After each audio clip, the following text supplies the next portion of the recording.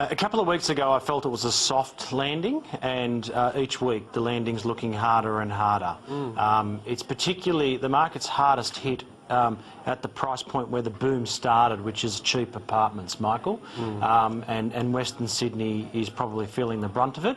In saying that, in percentage terms, Western Sydney got the best of the Sydney boom, but it's clearly off the boil now, clearly off the boil. Now, one of the things that really concerned me last week in the press was reports that 1 in 3 people are having trouble getting finance for their off-the-plan sales, where they bought in the boom and are finding it more difficult now to get finance, not so much because the market's stopped or dipping, but because the regulation on the financiers has become tougher.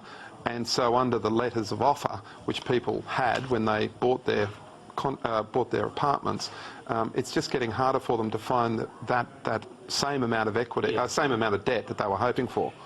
We said to our clients through our newsletter when the regulation was altered mid-year that small changes in policies can have big impacts in markets, and that's exactly what has happened, because there has been no fundamental shift in the state of the economy in Sydney and New South Wales. If anything, it's going from strength to strength, but suddenly we've got a real estate market that was booming that's very quickly been thrown into reverse, and situations like you just outlined where people have committed to an off-the-plan purchase and then they have the finance pulled from underneath them.